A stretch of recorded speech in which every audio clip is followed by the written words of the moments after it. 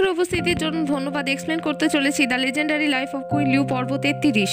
তো এখানে দেখা যায় যে প্রধানমন্ত্রী লিউ শি রাজা ঝ্যাংকে দেওয়া সেই লকেটটা যেটা রানী জিনফেংকে সে দিয়েছিল, সেটা রাজা ঝ্যাংকে দিয়েছিল তার মা কনসার্ট লি, খুলে ফেলেছে এবং তার ভেতর থেকে একটা চিরকুট বের করেছে। সে বলছে সে জানতো ভেতরে হয়তো নিশ্চয়ই কিছু আছে, আর সেটাই হয়েছে। তুমি লিউ শি সেই চিরকুট টাকা আগুনের সামনে ধরে দেখার চেষ্টা করে, তো লেখা আছে কিন্তু কি জিনিসটা সেও নিজেও বুঝতে পারে না। ও সেই চিরকুটটা খুঁটে খুঁটে একটা অস্ত্র দিয়ে চিরকুটের ওপরে থাকা একটা পাতলা আস্তরণ তুলে ফেলে। পর লিউ শি আবার জলের পাত্রের মধ্যে সেই চিরকুটটা ভেজায় ও সেটা তুলে বের করে আবার দেখতে থাকে। সেখানে বলে আসতে কোটটা হতে পারে না, কিন্তু আসলে জিনিসটা সে নিজেও বুঝতে পারে না কি চিরকুটের মধ্যে মেসেজটা কি লেখা আছে। এদিকে দেখায় লিউশির পত্নী ইউংফু এসে মিস্টার ইউ যে পাহারারত আছে প্রধানমন্ত্রী লিউশির ঘরের সামনে জিজ্ঞেস করছে যে লিউশি কি প্রথম থেকেই ঘরে আছে, এখানে কি সবসময় সে থাকে। মিস্টার ইউ উত্তরে জানায় ইউংফুকে যে সকাল থেকে ওঠার পর থেকেই লিউশি এখানে হয়তো ভেতরে কিছু কাজ করছে, কিন্তু কি কাজ করছে সে জানেন। লিউশি মিস্টার ইউকে দিয়ে এখানে কিছু জিনিসপত্র আনিয়েছিল, কিন্তু সেগুলো দিয়ে কি করবে সেও তা জানে না। তো এখানে মিস্টার ইউকে জিজ্ঞেস করে যে কি কি ধরনের জিনিসপত্র। ধরে মিস্টার ইউ জানায় যে একটা খঞ্জর এবং একটা এক গামলা জল।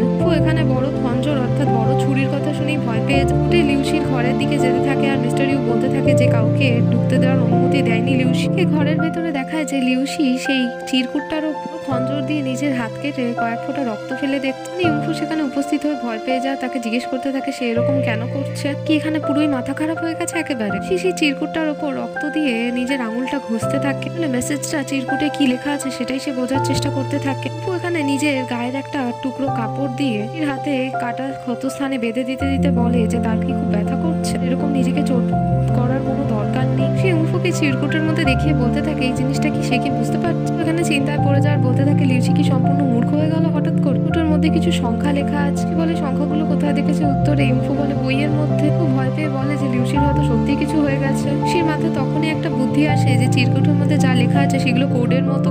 সে এখানে ইউংফুকে বলতে থাকে যে সে তার সত্যি সৌভাগ্যশালী একটা তারা। তো এখানে প্রধানমন্ত্রী লিউশিকে বলতে থাকে যে ইউচ্যাং এর ভবিষ্যৎ নিয়ে তাদের কিছু একটা ভাবতে হবে। সে এখানে ইউংফুকে বলতে হবে যে তাকে এই বিষয়ে চিন্তা করতে হবে, তার জন্য কিছু ভেবে দিয়েছে, সে যেখান থেকে এসেছে তাকে সেখানেই সে পাঠিয়ে দেবে। তো এখানে ভাবে যে ও তাকে হয়তো মহলে আবার ফিরিয়ে দেবে। সে বলে না, সে তার জন্য অন্য একটা ব্যবস্থা করেছে, সে শুধু দেখতে থাকুক। ইউংফুকে এখানে ইউচ্যাংকে নিয়ে কোনো চিন্তাই করতে হবে না। এদিকে দেখায় রাজা ঝ্যাং তার 3 সহযোগীর সাথে নিজের কক্ষে কথা বলছে। কুমার ডোয়ানিয়ন চোং এখানে ইউচ্যাংকে বলতে থাকে কোনো বিষয়টা বুঝতে পারছে না, তার বৌদি অর্থাৎ রানী জিনফেং আর রাজকীয় চিকিৎসক ইউচ্যাং এদের দুজনের মধ্যে কি এখনো সম্পর্ক হয়, বন্ধুত্বের থেকে বেশি কি কিছু সম্পর্ক। রাজা ঝ্যাং তার দিকে রেগে তাকালে সে চুপ করে যায়। সু এখানে রাজা ঝ্যাংকে বলতে থাকে যে তার আন্ডারে থাকা সমস্ত অঙ্গরক্ষকদের রাজধানীর মধ্যে ছড়িয়ে দিয়েছে, বলেছে ইউচ্যাংকে খুঁজতে। ঝ্যাং যদি ডংগাও রাজ্যের রাজধানীর মধ্যে থেকে থাকে তাহলে সে বেঁচে বেরোতে পারবে না। ঝ্যাং বলতে থাকে তাকে যদি অঙ্গরক্ষকরা খুঁজেও বের করে নেয়, না তাকে গ্রেপ্তার করতে পারবে, না তার সাথে লড়ে জিততে পারবে। চাই এখানে বলতে থাকে রাজা ঝ্যাংকে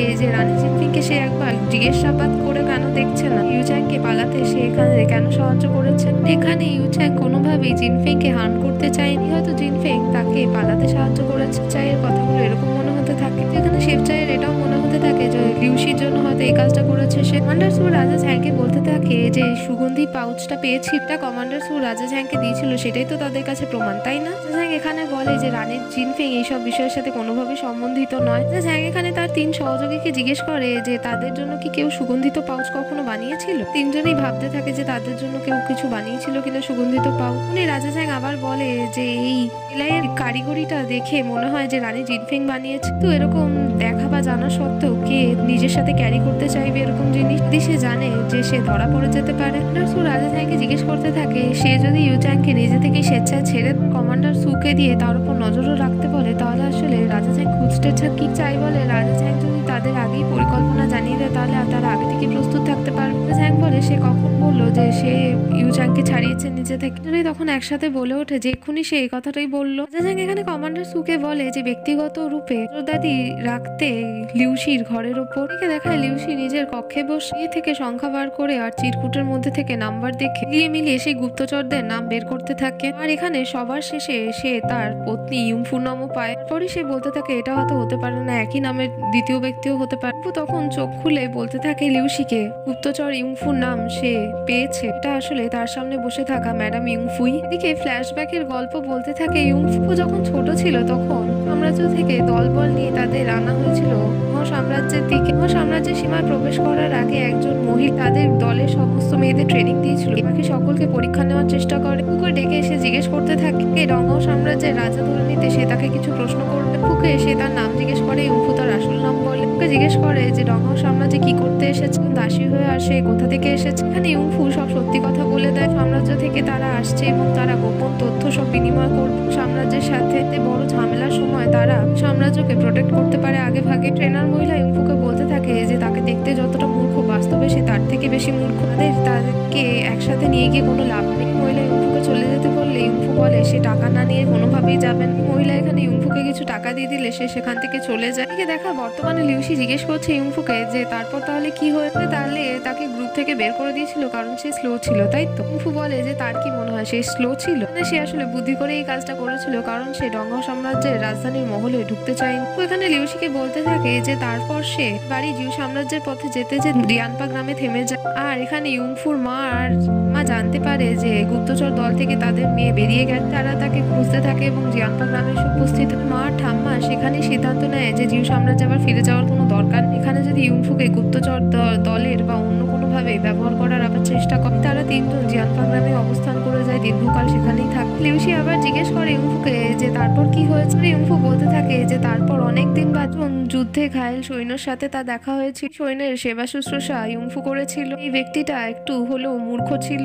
সংযোগ বসে সেই ব্যক্তি ইউফুর প্রেমে পড়ে গেছিল। তাকে এখানে ভীষণভাবে সিডিউস করারও চেষ্টা করেছিল। ইউফু বলে লিউসিকে সেই ব্যক্তিটাকে কি সে চেনে। আসলে এখানে লিউসির কথাই বলছিল ইউফু। সেই কথাগুলো শুনে লজ্জা পেতে থাকে। লিউসি এখানে ইউফুকে তার নিজের কাছে বসিয়ে বলতে থাকে তার সাম্রাজ্য বাঁচানোর জন্য বুঝতেই হবে ব্যাপারটা। জিউ সাম্রাজ্যের যত ব্যক্তি আছে তাদের এখানে নিয়ন্ত্রণ করতেই হবে ডংহাও সাম্রাজ্যের লোকেদের। বলে এখানে লিউসি ডংহাও সাম্রাজ্যকে বাঁচাতে পারবে। ইউফু বলে সে ব্যাপারটা জানে, সেও জিউ সাম্রাজ্যের মহিলা। নিজের রাজ্যের কিছু হলে সবারই খারাপ লাগবে। এখানে সে একটা গুরুত্বপূর্ণ কথা বলতে চায় লিউসিকে। ইউফু জানায় যে গতকাল রাতে যে ফায়ারওয়ার্কস অর্থাৎ আতশবাজি হয়েছিল এটা কি সুষ্ঠুভাবে হয়ে গেছে। সেখানে জানতে চায় কেন, এর মধ্যে কি সমস্যা ছিল। ইউফু বলে যে জিউ সাম্রাজ্যের যত গুপ্তচর ডংহাও সাম্রাজ্যের মধ্যে আছে এদের জন্য একটা গুপ্ত কোডের মতো ছিল বিষয়টা। আতশবাজির সময় যখন সবুজ ধোঁয়া আকাশে উঠবে তার পরের দিন অর্থাৎ মাসের 15 তারিখে রাত্রির সময় জিউ সাম্রাজ্যের সমস্ত লোকেরা জিউ সাম্রাজ্যের যে রাজা ডংহাও সাম্রাজ্যের উপর আক্রমণ করবে। জিউ সাম্রাজ্যের যত গুপ্তচর ডংহাও সাম্রাজ্যে লুকিয়ে আছে তারা রাজমহলে রাজধানীর মধ্যে ভেতর থেকে সব আগে থেকেই নষ্ট করে দেবে। সেই কথাগুলো শুনে ভয় পেতে থাকে, ওপরওয়ালার নাম নিতে থাকে, ভাবতে থাকে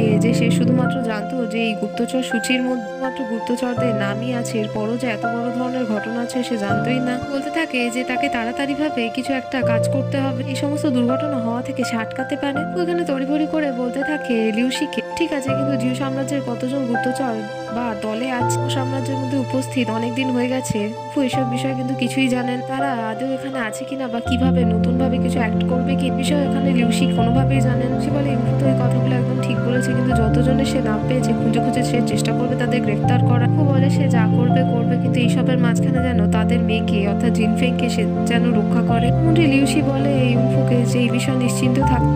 তার হঠাৎ করে মনে পড়ে যে আজকেই মাসের 15 তারিখ, আজকেই সেই দুর্ঘটনা ঘটতে চলেছে। এদিকে দেখাতে থাকে যে প্রধানমন্ত্রী লিউসি রাজকুমার ইয়া অর্থাৎ রাজকীয় চিকিৎসক ইউচাং এর কাছে এসেছে। এখানে বলতে থাকছে যে তাড়াতাড়ি এখানে এখন তাকে চলে যেতে হবে, কারণ রাজা ঝ্যাং তাদের উপর নজর রাখছে এবং তার বুদ্ধিমত্তার জোরে সে বুঝে যাবে যে লিউসির কাছেই আছে। ইউচাং এখানে মজা করে বলতে থাকে লিউসিকে তাহলে কি সে এখানে তার অতিথিকে বাড়ি থেকে তাড়িয়ে দিচ্ছে। লিউসি বলতে থাকে একদিন না একদিন অতিথিকে তো যেতেই হবে, কিন্তু তার আগে একটা বড় সারপ্রাইজ আছে ইউচাং এর জন্য। বলে লিউসি তার হাতে থাকা পূর্ব জিউ সম্রাট অর্থাৎ এখানে লিয়ার বাবা মরণোত্তর আদেশটা দিয়ে গেছিল যে সে মরে যাওয়ার পর তার পুত্রই হবে জিউ সাম্রাজ্যের সিংহাসনের অধিকারী। ডিগ্রিটা এখানে ইউচাংকে ধরিয়ে দেয়। এখানে প্রধানমন্ত্রী লিউসিকে জিজ্ঞেস করতে থাকে এই দামি জিনিসটা সে কোথা থেকে পেয়েছে। সে এখানে ইউচাংকে বলতে থাকে সেটা বড় ব্যাপার নয়, কিন্তু এটা দিয়ে নিশ্চয়ই ইউচাং এর সাহায্য হবে। প্রধানমন্ত্রী লিউসি এখানে ইউচাংকে আবার বলতে থাকে ইউচাং এর কাকা এখনো পর্যন্ত ডংহাও সাম্রাজ্যের সীমানা ছেড়ে যায়নি, এখনো ডংহাও সাম্রাজ্যের সীমানায় ভ্যালি পাসের মধ্যে আছে। এখানে বসেই ডংহাও সাম্রাজ্যের মধ্যে আক্রমণ করার পরিকল্পনা করছে। ইউচাং এর জন্য এটা সব থেকে যথাযথ সময় হবে তার কাকা অর্থাৎ বর্তমান জিউ সম্রাটের উপর আক্রমণ করে তার নিজের অধিকার সে নিজে ফিরিয়ে নিক। লিউসি এখানে তার অধীনস্থ থাকা জিনজি ব্যাটালিয়নে 1000 জন সৈন্যও দেয় ইউচাং এর সহযোগিতার জন্য। এখানে লিউসির প্রতি খুবই প্রভাবিত হয়ে যায় এবং চোখে জল জল নিয়ে তার দিকে তাকান। সেখানে বলতে থাকে এত প্রভাবিত হওয়ার কিছু নেই, এই জিনিসগুলো সে ইউচ্যাং এর জন্য করেননি। ইউচ্যাং বলে সে খুব ভালো মতো জানে এগুলো কার জন্য সে করেছে, এগুলো আসলে সে ডংহাও সাম্রাজ্য এবং রাজা ঝ্যাংয়ের জন্য করেছে। লিউসি হেসে বলতে থাকে যে পূর্ব জিউ সম্রাট লিয়ের ছেলে অর্থাৎ লিয়া অর্থাৎ আমাদের ইউচ্যাং অতটাও বোকা না, যথেষ্ট স্মার্ট। ইউচ্যাং প্রধানমন্ত্রী লিউসিকে জানায় যে শেষবারের মতো সে তার বন্ধু জিনফেং এর সাথে দেখা করতে চায় এই সাম্রাজ্য ছেড়ে যাওয়ার আগে। প্রধানমন্ত্রী লিউসি ওই বিষয়ে রাজি হয়ে যায়। এদিকে দেখা প্রধানমন্ত্রী লিউসি তার কক্ষে তার বিশ্বস্ত লোকেদের ডেকে দায়িত্ব দিচ্ছে। একজনকে সে দায়িত্ব দেয় যে আজকে রাতে রাজমহল গুপ্তভাবে তারা যে অপারেশন করতে চলেছে জিউ সাম্রাজ্যের গুপ্তচরদের ধরার জন্য তা ভালোভাবে পালন করতে এবং কাউকে যেন সে পালাতে না দেয়। আধিকারিকের উপর এই অনুরক্ত করে রাখে লিউসি। একজনের উপর দায়িত্ব দেয় এখানে ইউচ্যাংকে সে যেন সুষ্ঠুভাবে জিউ সাম্রাজ্যে ছেড়ে আসছে, ভবিষ্যতের ভাবি রাজা হতে চলেছে, তাই সে তার আদেশ যেন কোনোভাবে অমান্য না করে। এই কাজগুলো যদি তারা দুজন ঠিক মতো না করে তাহলে তাদের দুজনকে খুব খারাপভাবে দায়ী করবে লিউসি। তারপর এখানে লিউসি জানায় যে তার ঘরের পেছনের দরজা দিয়ে তারা দুজন যেন পালিয়ে যায়। দেখে দেখায় লিউসি নিবাস থেকে আধিকারিকরা বেরিয়ে যাচ্ছে, তাদের উপর নজর রেখেছিল কমান্ডার সু। আর কমান্ডার সু বলতে থাকে যে তারা এখান থেকে কেন বেরোচ্ছে, তাহলে ইউচ্যাং কোথায় আছে। দিকে দেখায় রানী জিনফেং এসেছে প্রধানমন্ত্রী লিউসি নিবাস। দরজা খুলেই তার মা ইউনফুকে জিজ্ঞেস করতে থাকে যে সে আর তার বাবার মধ্যে কি হয়েছে, কি নতুন কোনো ধরনের অশান্তি হয়েছে, এভাবে জরুরি তলব কেন দিয়েছে। ইউনফু বলতে থাকে যে ঘরের মধ্যে ইউচ্যাং বসে আছে এবং সে তার সাথে কিছু কথা বলতে চায়, সে তাকে কিছু জিনিসপত্র জানাতে চায়। ইউচ্যাং এর কাছে গিয়ে তাকে ধাক্কা দিয়ে বলে সে এখানে কি করছে। ইউচ্যাং বলতে থাকে যে আজকে রাতের মধ্যে সে ডংহো সাম্রাজ্য ছেড়ে দেবে।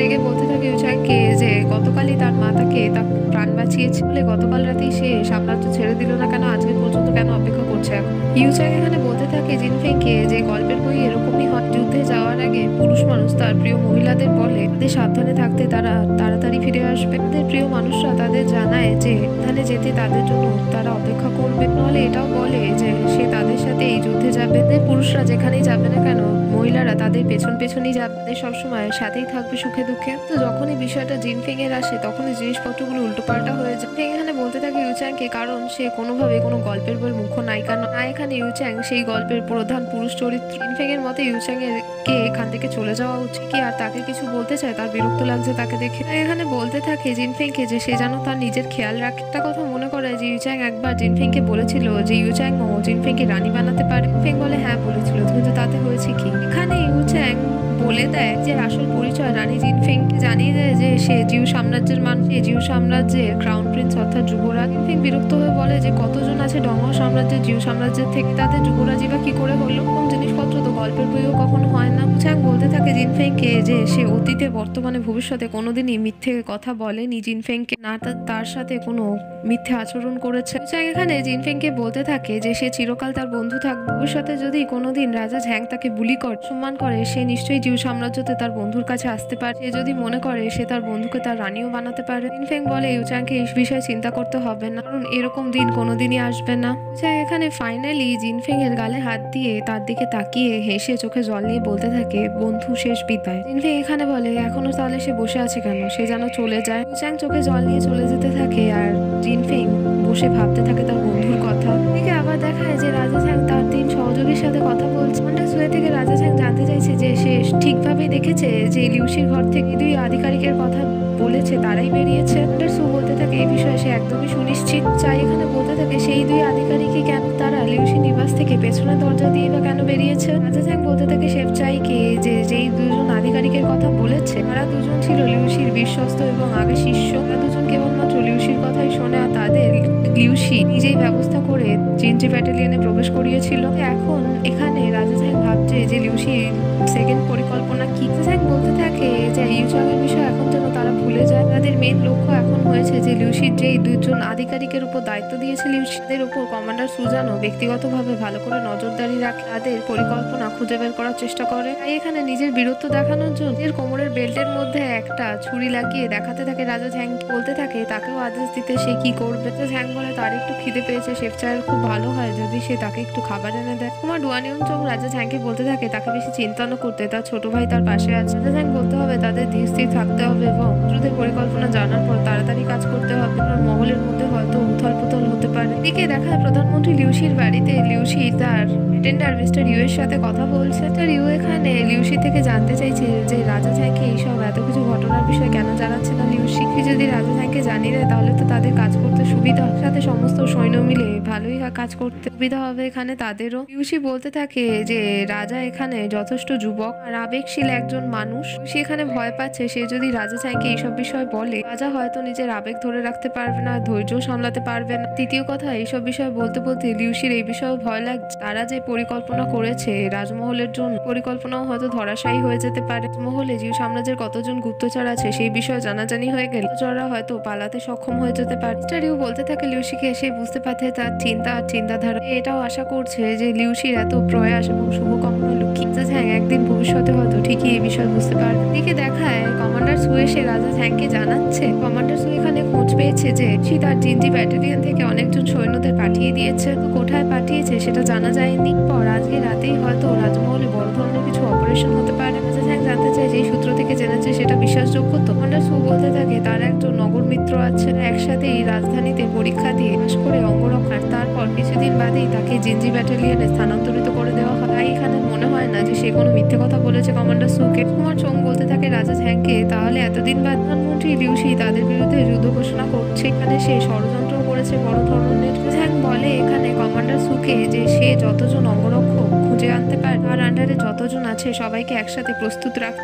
ঝ্যাং এখানে শেফচাইকে আদেশ দেয় যে বলেছিল যে তাদের মহলের যথেষ্ট ভালো যুদ্ধবিদ চাই বলে একদম সে ঠিকই বলেছে। জানে তার আন্ডারে যতজন শিষ্য আছে এই সৈন্য এবং অঙ্গরক্ষকদের থেকে যুদ্ধবিদ্যা কিছু কম না। ঝ্যাং শেফচাইকে বলে যে তাদেরও প্রস্তুত রাখতে। কুমার চোং এখানে তার কাজ জানতে চায় রাজা ঝ্যাংয়ের থেকে। রাজা ঝ্যাং বলে দেয় তার যে নতুন বাড়ি সে তাকে দিয়ে এখানে নিয়ে দুই রানীকে এবং বায়ুকে নিয়ে সে যেন চলে যায়। বলে ঠিক আছে, সেই ব্যাপারটা বুঝতে পেরেছে। লিউসি জিনজি ব্যাটালিয়নের লোকেরা যদি দিয়ে তাদের রাজ্যে প্রবেশ করার চেষ্টা করে প্রথমের দিকে এই রাজ্যে ঢোকার এক কুমার চোরের বাড়ির মুখোমুখি হবে তারা। চোঙের এখানে কাজ হবে যে তাদের উপর ঘাত প্রতিঘাত করে। ঝ্যাং বলে রাজকুমার চোংকে সেরকম কোনো কথাই বলে আসলে এটা চাইছে যে তার পরিবার যেন সুস্থ থাকে, শান্ত থাকে। আজকে রাতের গন্ডগোলে যাই পরিণাম হয়ে থাকুক না কেন, রাজা ঝ্যাং যদি জিতে যায় তাহলে আগামীকালের মধ্যে তার পরিবারকে নিয়ে সে আবার সাম্রাজ্যের রাজধানীর মহলে ফিরে আসবে। যদি এখানে রাজা ঝ্যাং হেরে যায় বা মারা যায় তাহলে সে এটা চাইবে যে তার পরিবার সুরক্ষিত থাকুক এবং প্রধানমন্ত্রী লিউসি তার পরিবারের যেন কোনো ক্ষতি না করে। রাজকুমার চোংকে এই জন্যই সে পাঠাচ্ছে তার পরিবার সহিত সেখানে গিয়ে সে দরজা জানলা বন্ধ করে ভালোভাবে বসে থাকতে পারে, লুকিয়ে থাকতে পারে, কারণ সে এটা চাইবে তাদের দুই ভাইয়ের মধ্যে একজন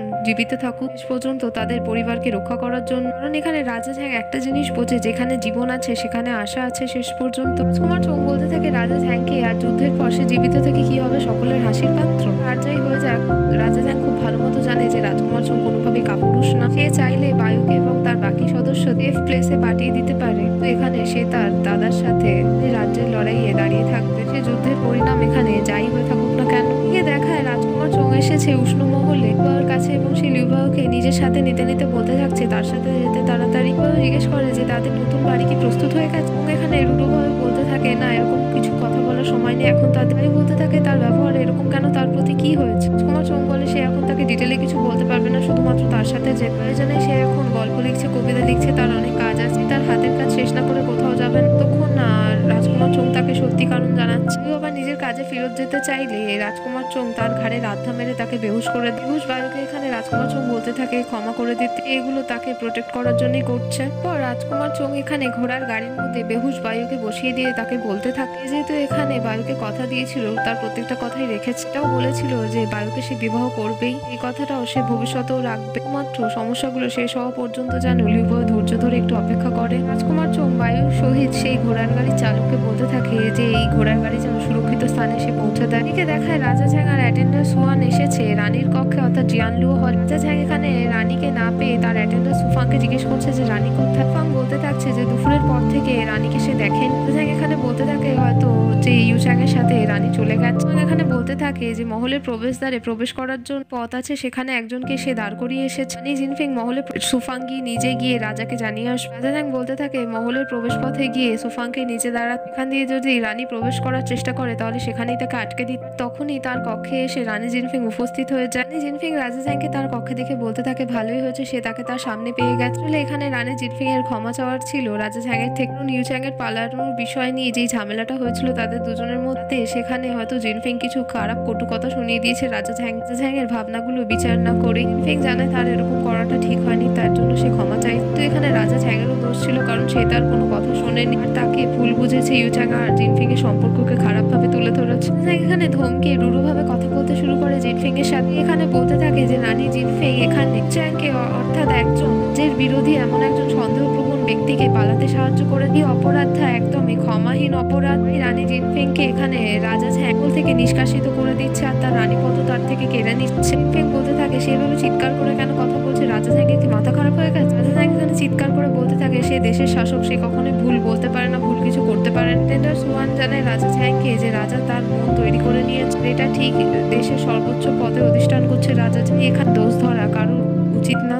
জিনফিং এখানে বলতে থাকে রাজা ঝ্যাংকে সে তাকে কি মনে করে যখন তখন জিনফিংকে ডাকবে আর তাড়িয়ে দেবে আর জিনফিংও তার কথা মতো সেগুলোই করে যাবে। জিনফিংকে এখানে রাজা ঝ্যাং কি মনে করে? রাজা ঝ্যাং বলতে থাকে জিনফিংকে যে জিনফিং তার উপর চাপিয়ে দেওয়া একজন জবরদস্তির জীবন সাথী, তাকে তার বাবা অর্থাৎ রাজ্যের প্রধানমন্ত্রী লিউ শি একজন খুব চতুর এবং ষড়যন্ত্রকারী শেয়াল, তাকে জোর করে তার মেয়েকে রাজার ঘাড়ে চাপিয়ে দিয়েছে। রাজা যেহেতু এখন তার সমস্ত বাগডোর রাজ্যে নিজের হাতে নিয়ে নিয়েছে, এখন সে যা চায় যা বলে সেটাই করবে। এখানে বাধা দেওয়ার সাহস কারণ নেই। জিনফিং এখানে রাজা ঝ্যাংয়ের পুরো নাম নিয়ে অর্থাৎ ওয়ানুন ঝ্যাং বলে তাকে সম্বোধন করতে। ঝ্যাং ধমকে আবার বলতে থাকে রানী জিনফিংকে তার সাহস কি করে হলো তার নাম এখানে মুখে নেওয়া। সোয়ান গিয়ে তখন রানী জিনফিংকে বলতে থাকে রাজা ঝ্যাং রেগে আছে, তার এখান থেকে চলে যাওয়া উচিত হবে। ঝ্যাং যেমন আদেশ দিয়েছে রানী সেরকমই পালন করা উচিত। রানী জিনফিং এখানে অ্যাটেন্ডার সোয়ানকে বলতে থাকে জিনকে এখানে কিছুই করতে হবে না, সে নিজেই এখান থেকে চলে যাচ্ছে। এদিকে দেখায় রাজমহলের বাইরে দাঁড়িয়ে ফং আর জিনফিং রাজমহলের দিকে তাকিয়ে ফং বলতে থাকছে যে সে কি রাজার সাথে কথা বলে দেখবে। জিনফিং বলে এরকম আর কোনো প্রয়োজন নেই, তো কথা বলার মতো আর কিছু বাকি নেই।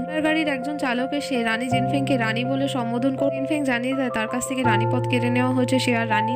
গাড়ির চালক তখন রানী জিনফিংকে মিস লিউ বলে সম্বোধন করে, বলে যে রাজা ঝ্যাং আদেশ দিয়ে পাঠিয়েছে যে 7টা বাজার এক সন্ধ্যেবেলা জিনফিং যেন রাজমহল থেকে বেরিয়ে যায়। ফাংও বলতে থাকে যে সময় হয়ে এসেছে, যদি এখনই মহল থেকে না বেরিয়ে যায় তাহলে রাজা ঝ্যাং হয়তো তাদের সামনে চলে আসতে। জিনফিং বলে কাউকে কিছু করতে হবে না, সে বুঝতে পেরেছে। এই বলে সে ঘোড়ার গাড়িতে উঠতে থাকে। তারপরে একবার রাজমহলের দিকে তাকায় রাজা ঝ্যাংয়ের কথা মনে করতে থাকে। এদিকে দেখায় নিজের কক্ষে বসে রাজা ঝ্যাং জিনফিং এর দেওয়া সেই সুগন্ধিত পাউচটা দেখতে দেখতে তার কথা ভাবতে থাকে আর মনে মনে কষ্ট পেতে থাকে। আসলে যুদ্ধ থেকে বাঁচার জন্যই রানীকে সে নিজের থেকে দূরে করে দিচ্ছে। এদিকে দেখায় রানী জিনফিং পৌঁছে গেছে তার অ্যাটেন্ডার সুফাংকে নিয়ে তার জিয়ানপা গ্রাম। মানে জিয়ানপা গ্রামে রানী জিনফিং এর ঘরে বসে ফং আর জিনফিং কথা বলছে। এখানে ফং জিজ্ঞেস করছে রানী জিনফিংকে যে আকাশের দিকে তাকিয়ে কি ভাবছে কি দেখছে। আদার তারা উত্তরে জিনফিং জানায় যে না, সে রাজা ঝ্যাংকে দেখছে, তার কথা ভাবছে। ফং এখানে বলে যে রাজা ঝ্যাং এখানে তাকে মহল থেকে বার করে দিয়েছে, তার রানীপদ কেড়ে নিয়েছে, তারপর সে রাজা ঝ্যাংয়ের কথা ভাবে। জিনফিং বলতে থাকে সে যদি ভুল না করে সে হয়তো খানিকটা আন্দাজ করতে পেরেছে।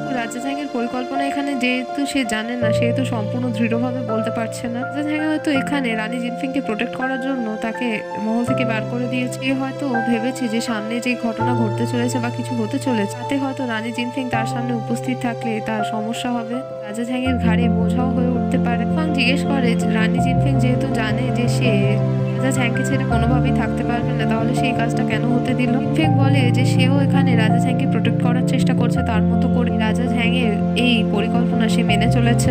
এদিকে আবার দেখাতে থাকে যে রানী জিনফিং ঘুমিয়ে ঘুমিয়ে দুঃস্বপ্ন দেখতে থাকে। জিনফিং এখানে স্বপ্নে দেখতে থাকে যে বাবা প্রধানমন্ত্রী লিউ শি রাজমহলের সমস্ত মানুষদের মেরে দিয়েছে এবং এখন সে রাজা ঝ্যাংয়ের সম্মুখে দাঁড়িয়ে বলতে থাকে রাজা ঝ্যাংয়ের এখন সময় এসে গেছে যে সিংহাসন ছেড়ে দেওয়া। রাজা ঝ্যাং এখানে বলতে থাকছে যে লিউশি কি কোনোভাবে কোনো দয়া দেখাবে না রাজা ঝ্যাংয়ের। লিউশি বলতে থাকে যে দয়া নামের কোনো শব্দ তার অভিধানিকায় অস্তিত্ব নেই। তারপরই তার নিজের হাতের তলোয়ার রাজা ঝ্যাংয়ের পেটের মধ্যে প্রবেশ করিয়ে দেয় লিউশি। জিনফিং এর এদিকে স্বপ্ন ভেঙে গেলে সে ধরপড়িয়ে উঠে পড়ে আর তার রাজা ঝ্যাংয়ের জন্য চিন্তা হতে থাকে। নিজের ঘর ছেড়ে বেরোতে গেলে দরজা খুলে তখনই তার মা ইউংফু তার সামনে এসে জিজ্ঞেস করতে থাকে এবারে এখানে কার দোষ ছিল তাদের মধ্যে। জিনফিং হেসে ভয় পেয়ে বলতে থাকে যে তার নিজের। এদিকে আবার দেখাতে থাকে রাজা ঝ্যাং নিজের কক্ষের মধ্যে জিনফিং এর দেওয়া সেই সুগন্ধিত পাউচ নিয়ে তার কথা ভাবতে থাকে। উনি তার কাছে তার অ্যাটেন্ডার সুয়ান এসে রাজা ঝ্যাং তাকে যা কাজ দিয়েছিল সেগুলো সে করে নিয়েছে। রাজা ঝ্যাং জানতে থাকে যে তাদের কাছে কতজন সৈনিক আছে, অঙ্গরক্ষক আছে। অ্যাটেন্ডার সুয়ান বলতে থাকে যে 2000-এর অধিক আছে। রাজা ঝ্যাং জানতে চাইলে লিউশির কাছে কত আছে প্রথমে দনমনো করলেও পরে সুয়ান বলতে থাকে যে 50,000 সৈনিক সৈনিক আছে তার কাছে। পরে দেখাতে থাকে যে অ্যাটেন্ডার সোয়ান তার সাথে যে চা এনেছিল রাজা ঝ্যাংকে দেওয়ার জন্য নিজের হাত কাঁপিয়ে রাজা ঝ্যাংকে টেবিলের উপর রাখতে থাকে। পর দাঁড়িয়ে দাঁড়িয়ে নিজের হাত সোয়ানের এরকম শারীরিক আচরণ দেখে রাজা ঝ্যাং কিছু সন্দেহ করে, তো সে এখানে সেই চাটা পান করে নেওয়ার পর হঠাৎই রাজা ঝ্যাংয়ের শরীর খারাপ করতে শুরু করে। এমনই সকল গল্প জানতে আমাদের চ্যানেলের সঙ্গে থাকুন।